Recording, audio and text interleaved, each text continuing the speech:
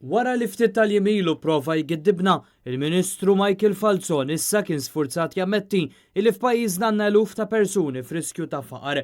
Ġimgħa wara, l-istatistika tal-Unjoni Ewropea wriet li f'Malta għandna 90,000 persuna f'riskju ta' faqar jew esklużjoni soċjali.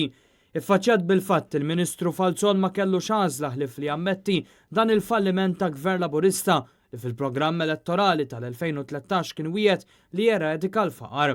Weda li bħal ħafna oħrajn issa nafu li kienet waħda firħa. Ara jekk nitkellmu fuq riskju tal-faqar, ovvjament mhux semmeri n-numri. Lill-Ministru fakkarnieh kif fl-2013 Gvern Laburista sab kważi 30,000 persuna inqas f'riskju ta' faqar bid-90,000 persuna li għandna llum il-ġurnata. Iżda waqt li d-90,000 jinsabu f'riskju ta' faqar, il-Ministru nfex fi spjegazzjoni teknika tat-tipi ta' faqar li għandna f'Malta. Ma ninsewx, għax tina wieħed irid jifhemha forsi komplikata. Irridu naraw it-tlet statistiċi fejn jidħol il-faqar, illi għandek dawk li huma f'riskju ta' faqar, mhumiex fil-faqar.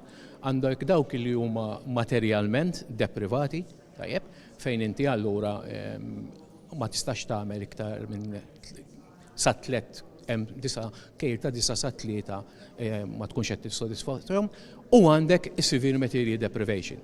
Iżda li l-in mit-teknikalitajiet l-istatistikaturi li 90,000 ma jistawx jgħixu ħajja komda kif jixtiequ. Buħut minnhom lanqas jistgħu isaħħnu d-dar tagħhom fix-xitwa jew jieklu ikel san.